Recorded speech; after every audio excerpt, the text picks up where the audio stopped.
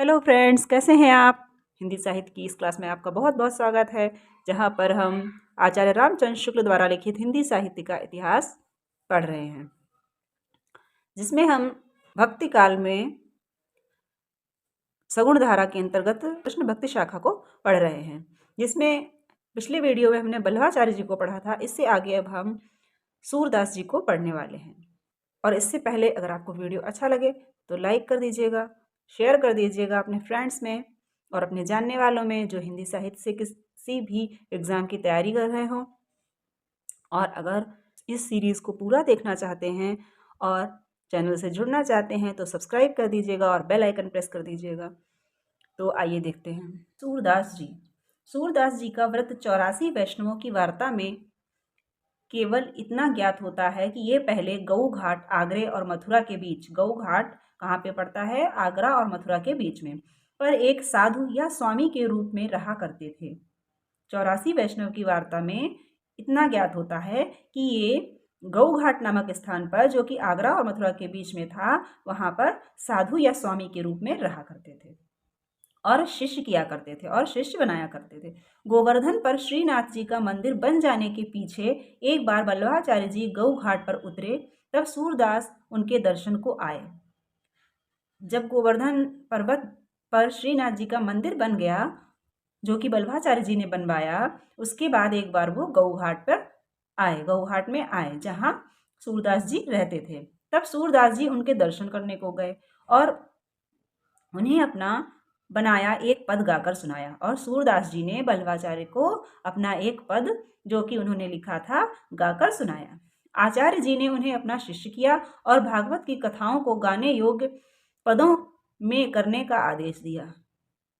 और जो भागवत की कथाएं थीं, तो वो पद सुनकर बल्लभाचार्य जी ने सूरदास जी को अपना शिष्य बना लिया और उनसे कहा कि भागवत की जो कथाएं हैं उनको गाने योग्य पदों में लिखो, ताकि वो कथाएं गाई जा सकें।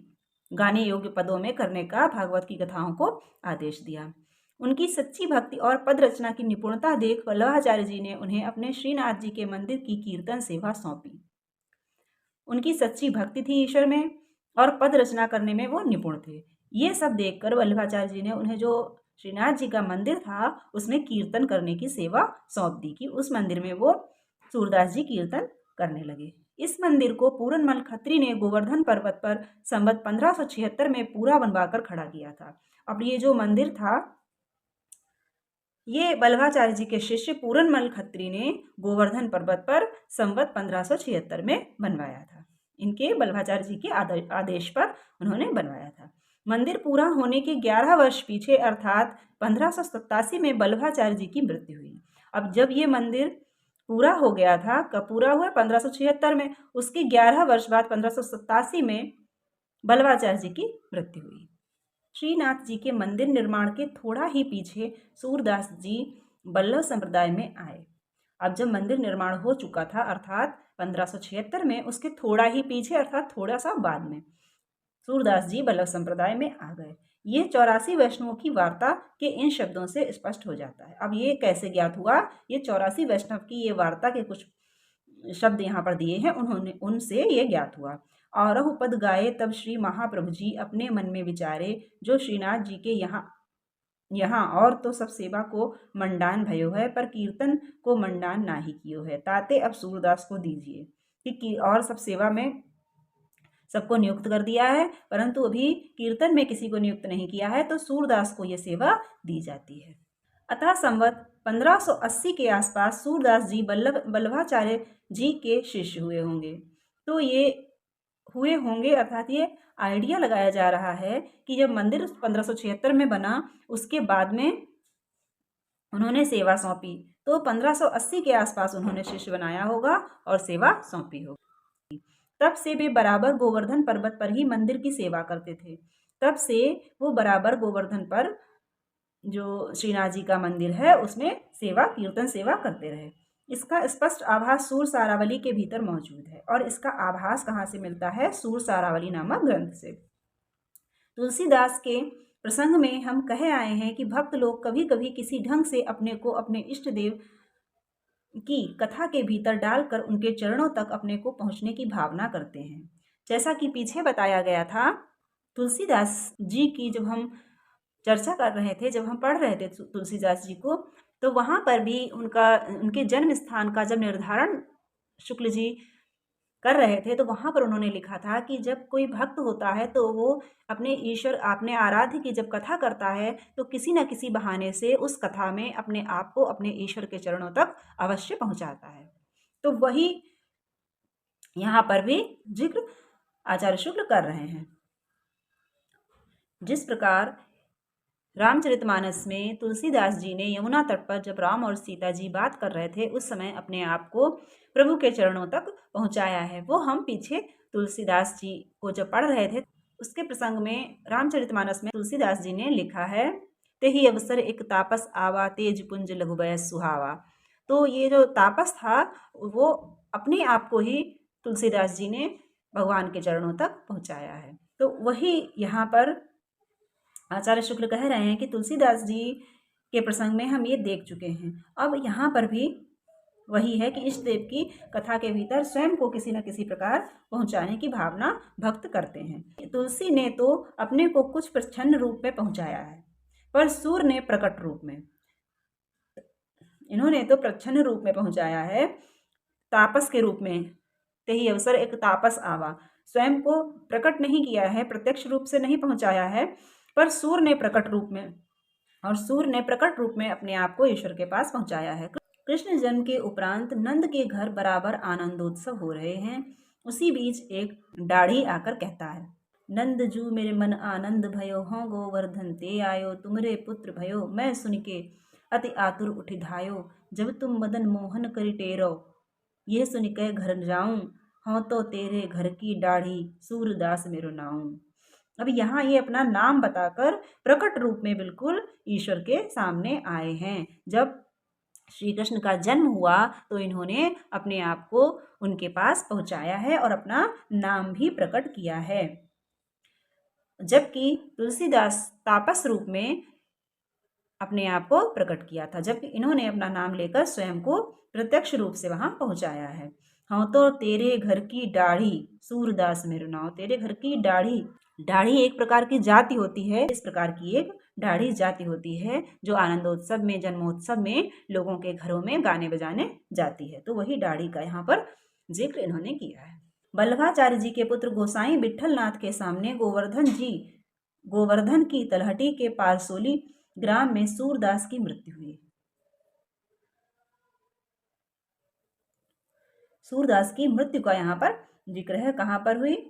गोसाई विठलनाथ के सामने हुई। गोवर्धन की तलहटी में पारसोली एक गांव पड़ता है, उसमें इनकी मृत्यु हुई। इसका पता भी उक्त वार्ता से लगता है। उक्त वार्ता अर्थात 84 वैष्णवों की वार्ता जिसका की जिक्र हो रहा है। गोसाई विठलनाथ की मृत्यु संवत 1642 में हुई। इसके कितने पहले सूरदास का परलोकवास हुआ ये निश्चित रूप से नहीं कहा जा सकता। गोसाई विठलनाथ की मृत्यु कब हुई? 1642 ईस्वी में। इसके कितने पहले सूरदास, अब उससे कितने पहले सूरदास का परलोकवास हुआ ये निश्चित रूप से नहीं कहा जा सकता। सूरसागर समाप्त करने पर सूर ने सूरसागर सारावली लिखी। पहले इन्होंने सूरसागर लिखा, फिर उसको समाप्त करने के पश्चात सूर सारावली लिखी। उसमें अपनी अवस्था 67 वर्ष की कही है, और सूर सारावली में इन्होंने अपनी अवस्था 67 वर्ष कही है। गुरु प्रसाद होते यह दर्शन 67 वर्ष प्रवीण, गुरु प्रसाद होते यह दर्शन 67 वर्ष प्रवीण। 67 तात्पर्य यह कि 67 वर्ष के कुछ पहले वे सूरसागर समाप्त कर चुके थे। सूरसागर समाप्त होने के थोड़ा ही पीछे उन्होंने सारावली लिखी होगी। एक और ग्रंथ सूरदास का साहित्य लहरी है, जिसमें अलंकारों और नायिका भेदों के उदाहरण प्रस्तुत करने वाले कूटपद हैं। तो प्रथम रचना कौन सी है इनकी? सूरसागर। उसके पश्चात इन्होंने सूर सारावली लिखी। फिर इनकी जो साहित्य लहरी नामक रचना है उसमें क्या है? अलंकारों और नायिका भेदों के उदाहरण प्रस्तुत करने वाले कूटपद हैं। कूटपद सूरदास की किस रचना में पाए जाते हैं? तो वो साहित्य लहरी में। नायिका भेद से संबंधित सूरदास की रचना कौन सी है? साहित्य लहरी। इसका रचनाकाल किसका? साहित्य लहरी का। रचनाकाल सूर ने इस प्रकार व्यक्त किया है। मुनि सुनि रसन के रस लेख, मुनि सुनि रसन के रस लेख, दसन गौरी नंद को लिखि सुबल संबत पेख। इसके अनुसार संबत 1607 में साहित्य लहरी समाप्त हुई। इसके अनुसार 1607 ईस्वी में साहित्य लहरी समाप्त हुई। ये तो मानना ही पड़ेगा कि साहित्य क्रीड़ा का यह ग्रंथ सूर सागर से छुट्टी पाकर ही सूर ने संकलित किया होगा। ये कौन सा ग्रंथ है? यह साहित्य लहरी। साहित्य लहरी को आचार्य शुक्ल ने कैसा ग्रंथ कहा है? साहित्य क्रीड़ा का ग्रंथ। आचार्य शुक्ल ने सूरदास के किस ग्रंथ को साहित्य क्रीड़ा का ग्रंथ कहा है? तो साहित्य लहरी को। उसके 2 वर्ष पहले यदि सूर सारावली की रचना हुई तो कह सकते हैं कि संवत 1605 में सूरदास जी 67 वर्ष के थे। अब अगर इससे साहित्य लहरी से 2 वर्ष पहले उन्होंने सूर सारावली की रचना की तो इससे ये 7 में हुआ, तो इससे 2 वर्ष की पहले की सूर सारावली की रचना, तो 2 वर्ष पहले अगर देखें तो 1605 आता है। अब 1605 में उन्होंने सूर सारावली की रचना की और सूर सारावली की रचना के समय वो 67 वर्ष के थे। तो ये अनुमान लगाया जा सकता है कि संवत 1605 में उनकी आयु 67 वर्ष की रही होगी। अब यदि उनकी आयु 80 या 82 वर्ष की माने तो उनका जन्म काल संवत 1540 के आसपास तथा मृत्यु काल 1620 के आसपास ही अनुमित होता है। अब अगर इसके आधार पर देखा जाए और उनकी आयु 80 या 82 वर्ष मानी जाए तो उनका जन्म 1540 और मृत्यु 1620 संवत में ये दिए हुए हैं, दोनों के आसपास ही अनुमित होती है। ये अनुमान लगाकर यहाँ पर इतना लेखा जोखा प्रस्तुत किया, उसके आधार पर आचार्य शुक्ल ने यहाँ पर अनुमान लगाया है। साहित्य लहरी के अंत में एक पद है जिसमें सूर अपनी वंश परंपरा देते हैं। अब यहाँ देखते हैं, साहित्य लहरी के अंत में सूर ने अपनी वंश परंपरा दी है। यहाँ से भी क्वेश्चन बनता है, सूरदास ने अपने किस ग्रंथ में अपनी वंश परंपरा का उल्लेख किया है? तो साहित्य लहरी। और साहित्य क्रीड़ा का ग्रंथ किसे कहा है? तो वो भी साहित्य लहरी को। उस पद के अनुसार सूर पृथ्वीराज के कवि चंद्रबरदाई के वंशज ब्रह्मा भट्ट थे और जो इन्होंने साहित्य लहरी में वंश परंपरा दी है उसके आधार पर ये चंद्रबरदाई के जो चंद्रबरदाई थे पृथ्वीराज रासो जिनकी रचना है उनके वंशज ठहरते हैं। चंद कवि के कुल में हरिचंद हुए जिनके 7 पुत्रों में सबसे छोटे सूरजदास या सूरदास थे। अब चंद कवि के कुल में एक हरिचंद हुए हैं, हरिचंद नाम से, उनके 7 पुत्र थे। उन्हीं के सबसे छोटे पुत्र सूरजदास या सूरदास थे। शेष 6 भाई जब मुसलमानों से युद्ध करते हुए मारे गए तब अंधे सूरदास बहुत दिनों तक इधर उधर भटकते रहे और जब इनके 7 भाई थे उसमें से 6 मुसलमानों से युद्ध करते हुए मारे गए और सूरदास अंधे थे तो वो इधर उधर अकेले भटकते रहे। एक दिन वे कुएं में गिर पड़े और इसी के दौरान वो एक दिन कुएं में गिर पड़े और 6 दिन उसी में पड़े रहे। 7वें दिन कृष्ण भगवान उनके सामने प्रकट हुए और उन्हें दृष्टि देकर अपना दर्शन दिया। 7वें दिन भगवान कृष्ण उनके सामने प्रकट हुए, उनको दर्शन दिया, दृष्टि दी और फिर अपना दर्शन कराया।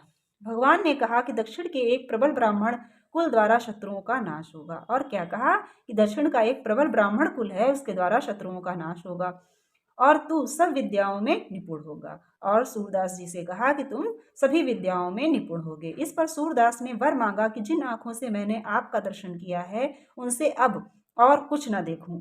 तो उन्होंने फिर ये वरदान मांगा। जब उन्होंने दृष्टि दी और अपने दर्शन कराए तो फिर उसके बाद सूरदास ने ये वरदान मांग लिया कि जिस दृष्टि से मैंने आपको देख लिया है इस दृष्टि से अब मैं और कुछ ना देखूं और मैं कुछ अब देखना नहीं चाहता और सदा आपका भजन करूं, ऐसा उन्होंने वर मांगा। कुएं से जब भगवान ने उन्हें बाहर निकाला तब वे ज्यों के त्यों अंधे हो गए और जब कुएं से बाहर निकले तो वो ज्यों के त्यों अंधे हो गए और ब्रज में आकर भजन करने लगे। वहां गोसाई जी ने उन्हें अष्टछाप में लिया और वहां आकर भजन करने लगे। तब गोसाई जी ने उन्हें अष्टछाप में ले लिया। हमारा अनुमान है कि साहित्य लहरी में यह पद पीछे किसी भाट के द्वारा जोड़ा गया है। अब ये जो जिसमें वृत्तांत जिस पद में दिया है साहित्य लहरी के, तो आचार्य शुक्ल का अनुमान है, अनुमान लगाकर कहते हैं कि हमारे अनुमान से ये पद किसी भाट ने साहित्य लहरी में बाद में जोड़ दिया है जिसमें ये वृत्तांत वर्णित है। प्रबल दक्षिण विप्रकुल ते शत्रु हैं नाश, इसे सूर के बहुत पीछे की रचना बता रही है। ये जिस प्रकार से लिखी गई है, ये सूरदास के बहुत पीछे की रचना जान पड़ती है। प्रबल दक्षिण विप्र कुल से साफ पेशवाओं की ओर संकेत है। इसे खींचकर अध्यात्म पक्ष की ओर मोड़ने का प्रयत्न व्यर्थ है। ये पेशवाओं की ओर इशारा करता है, दक्षिण विप्रकुल, और इसे खींचकर आध्यात्म से जोड़ने की बात बिल्कुल व्यर्थ है। सारांश यह कि हमें सूरदास का जो थोड़ा सा व्रत 84 वैष्णव की वार्ता में मिलता है, उसी पर संतोष करना पड़ता है। अब जो पीछे वृत्तांत दिया था 84 वैष्णव की वार्ता से, आचार्य शुक्ल कह रहे हैं कि वही ठीक है और हमें उसी से संतोष करना पड़ेगा। और जो साहित्य लहरी में दिया हुआ पद है, जिसमें कि उनका वंश और इस प्रकार की जानकारी दी हुई है श्री कृष्ण जी से मिलने वाली, ये बाद में किसी ने जोड़ दी है। ये वार्ता भी यद्यपि वल्लभाचार्य जी के पौत्र गोकुलनाथ जी की कही जाती है, पर उनकी लिखी नहीं जान पड़ती।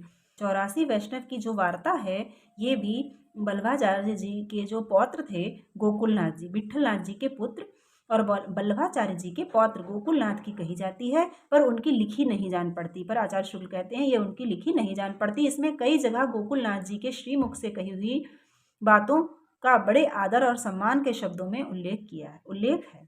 अब इसमें गोकुलनाथ जी के श्रीमुख से जो बातें कही गई हैं, उनका बड़े आदर और सम्मान के शब्दों में उल्लेख है। और वल्लभाचार्य जी की शिष्या न होने के कारण मीराबाई को बहुत बुरा भला कहा गया है। और मीराबाई जो थी वो वल्लभाचार्य जी की शिष्या नहीं थी, इसलिए उनको भी बहुत बुरा भला इस वार्ता में कहा गया है और गालियां तक दी गई हैं। ये देखिए, रंग ढंग से यह वार्ता गोकुलनाथ जी के पीछे उनके किसी गुजराती शिष्य की जान पड़ती है।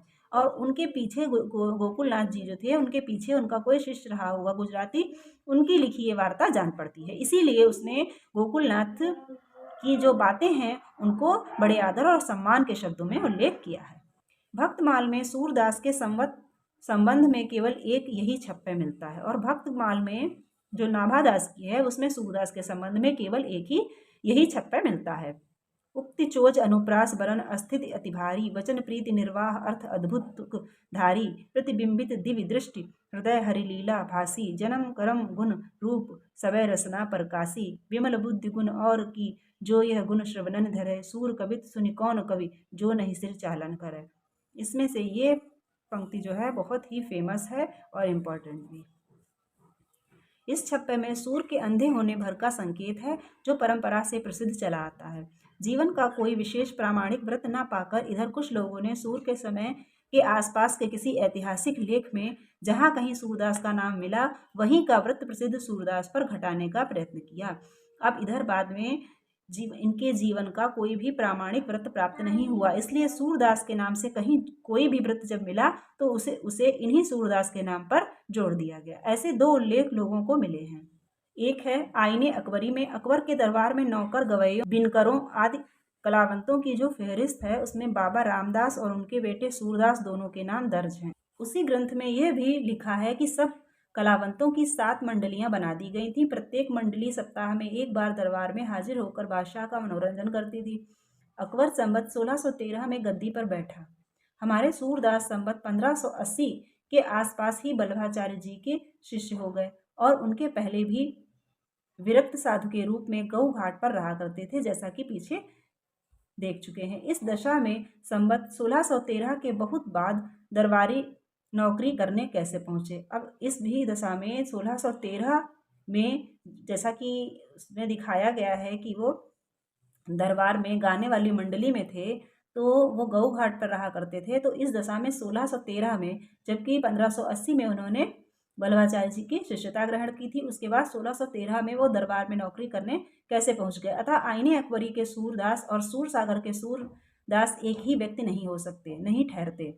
तो यही आचार्य शुक्ल का कहना है कि ये जो सूरदास हैं और जो सूरसागर की रचना जिन सूरदास ने की वो अलग अलग हैं, ये वो सूरदास नहीं हो सकते। मुंशियात अबुल फजल नामक अबुल फजल के पत्रों का एक संग्रह है। अबुल फजल के पत्रों का संग्रह है जिसका नाम है मुंशियात अबुल फजल, जिसमें बनारस के किसी संत सूरदास के नाम अबुल फजल का एक पत्र है, और जिसमें बनारस के एक संत थे सूरदास, उनके नाम पे अबुल फजल का एक पत्र है। बनारस का करोड़ी इन सूरदास के साथ अच्छा बर्ताव नहीं करता था। इससे उसकी शिकायत लेकर इन्होंने शाही दरबार में भेजी थी। उसी के उत्तर में अबुल फजल का पत्र है। बनारस के सूरदास बादशाह से इलाहाबाद में मिलने के लिए इस तरह बुलाए गए हैं। हजरत बादशाह इलाहाबाद में तशरीफ़ लाएंगे। उम्मीद है कि आप भी शर्फ मुलाजमात से मुशर्रफ होकर हकीकी होंगे और खुदा का शुक्र है कि हजरत भी आपको हकशिनास जानकर दोस्त रखते हैं। फारसी का ये अनुवाद है, ऐसा उसमें खत में जो पत्र मिला है उसमें उल्लेख है। इन शब्दों में ऐसी ध्वनि निकलती है कि ये कोई ऐसे संत थे जिनके अकबर के दीन इलाही में दीक्षित होने की संभावना अबुल फजल समझता था। ये कोई ऐसे थे संत जिनकी अकबर की जो दीन इलाही थी उसमें दीक्षित होने की संभावना थी, ऐसा अबुल फजल समझता था। संभव है कि ये कबीर के अनुयायी कोई संत हों। हो ऐसा भी हो सकता है कि ये कबीर के अनुयायी संत रहे हों। अकबर का 2 बार इलाहाबाद जाना पाया जाता है, एक तो संवत 1640 में, फिर संवत 1661 में। पहली यात्रा के समय का लिखा हुआ भी यदि इस पत्र को माने तो भी उस समय हमारे सूर का गोलोकवास हो चुका था। यदि उन्हें तब तक जीवित माने तो वे 100 वर्ष के ऊपर रहे होंगे। मृत्यु के इतने समीप आकर वे इन सब झमेलों में क्यों पड़ने जाएंगे, या उनके दीन इलाही में दीक्षित होने की आशा कैसे की जाएगी। अर्थात ये सूरदास भी वे सूरदास नहीं थे जिन्होंने सूरसागर की रचना की। श्री वल्लभाचार्य जी के पीछे उनके पुत्र गोसाई विट्ठलनाथ जी गद्दी पर बैठे थे। उस समय तक पुष्ट मार्गी कई कवि सुंदर से सुंदर पदों की रचना कर चुके थे। जब वल्लभाचार्य जी के पीछे उनके पुत्र गोसाई विट्ठलनाथ जी उनकी गद्दी पर बैठे, तब तक पुष्ट मार्ग में कई कवि हो चुके थे जिन्होंने सुंदर सुंदर पदों की रचना की। इससे गोसाई विट्ठलनाथ जी ने उनमें से 8 सर्वोत्तम कवियों को चुनकर अष्टछाप की प्रतिष्ठा की। तो उसी में से गोसाई विट्ठलनाथ ने 8 कवियों को चुन लिया और अष्टछाप की स्थापना की। अष्टछाप के 8 कवि हैं सूरदास, कुंभनदास, परमानंददास, कृष्णदास, जीत स्वामी, गोविंद स्वामी, चतुर्भुजदास और नंददास। कृष्ण भक्ति परंपरा में श्री कृष्ण की प्रेममयी मूर्ति को ही लेकर प्रेम तत्व की बड़े विस्तार से के साथ व्यंजना हुई है। उनके लोक पक्ष का समावेश उसमें नहीं है। कृष्ण भक्ति की परंपरा में खास बात क्या थी, वो भक्ति के केवल प्रेम पक्ष को ही लेके चले थे। जैसा कि आचार्य शुक्ल पहले कह चुके हैं, उन्होंने श्रद्धा या पूज्य बुद्धि को छोड़ दिया था, तो उसमें लोक पक्ष का जो समावेश था वो नहीं हो पाया। इसलिए उसमें जो कृष्ण भक्ति साहित्य है उसमें लोक पक्ष का अभाव मिलता है। इन कृष्ण भक्तों के कृष्ण प्रेमोन्मत्त गोपिकाओं से घिरे हुए गोकुल के श्री कृष्ण हैं। बड़े बड़े भूपालों के बीच लोक व्यवस्था की रक्षा करते हुए द्वारका के श्री कृष्ण नहीं हैं। अब ये जो हमें ग्रंथ मिलते हैं, जो फुटकल पद प्राप्त हुए हैं कृष्ण भक्ति के, उसमें गोकुल के श्री कृष्ण दिखाए गए हैं जो गोपिकाओं से घिरे हुए और प्रेमोन्मत्त रासलीला करते हुए दिखाए गए हैं, जबकि बड़े बड़े भूपालों, बड़े बड़े राजाओं से घिरे हुए लोक की व्यवस्था देखते हुए द्वारिका के श्री कृष्ण नहीं दिखाए गए हैं। कृष्ण के जिस मधुर रूप को लेकर ये भक्त कवि चले हैं वह हास विलास की तरंगों से परिपूर्ण अनंत सौंदर्य का समुद्र है। उस सार्वभौम प्रेमावलंबन के सम्मुख मनुष्य का हृदय निराले प्रेम लोक में फूला फूला फिरता है। अतः इन कृष्ण भक्त कवियों के संबंध में यह कह देना आवश्यक है कि वे अपने रंग में मस्त रहने वाले जीव थे। ये जितने भी कृष्ण भक्त कवि थे ये अपने रंग में मस्त रहने वाले जीव थे। कृष्ण की भक्ति में उनके जो प्रेम स्वरूप उन्होंने ग्रहण किया था उसकी भक्ति में मस्त रहने वाले कवि थे। तुलसीदास जी के समान लोक संग्रह का भाव इनमें न था और इन कवियों में लोक संग्रह का भाव न था, इसीलिए इनके साहित्य में लोक पक्ष का अभाव है। समाज किधर जा रहा है इस बात की परवाह ये नहीं रखते थे।